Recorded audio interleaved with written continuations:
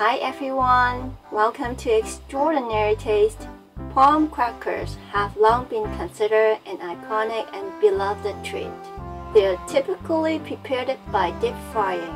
When they come into contact with hot oil, the small hard pieces rapidly puff up, transforming into delicate and crispy chips.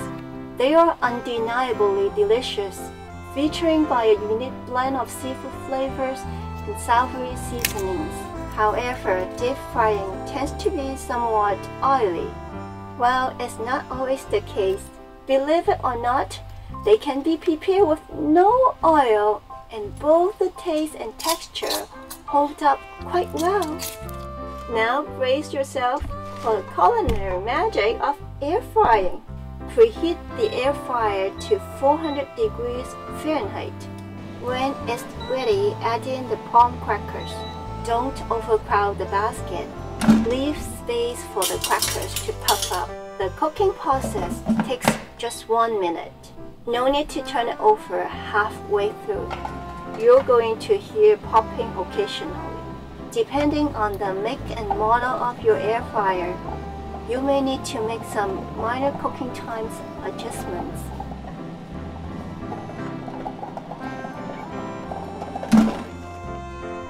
They puff up just like deep fried it.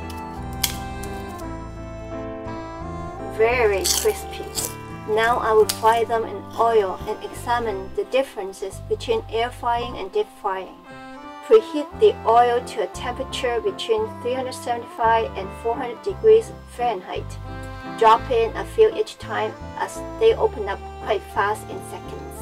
Quickly fish them out and drain off any excess oil. Make sure the oil isn't too hot, otherwise they will brown before you can scoop them out in time.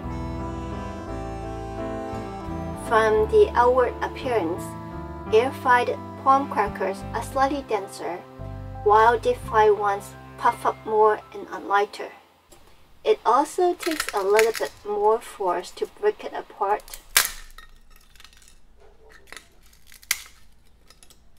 Here's a side-to-side comparison of the interior. Now let's do a taste test. Deep-fried it is crispy and light texture. It has a rich and intense flavor, maybe due to the oil it is fried in. Air-fried it looks more dense, but it's very crispy too. Personally, I think it resembles 90% of the crispiness found in the deep-fried texture. The flavor of the prawn and seasonings is also very pronounced. Now you have learned a different option to make this classic snack.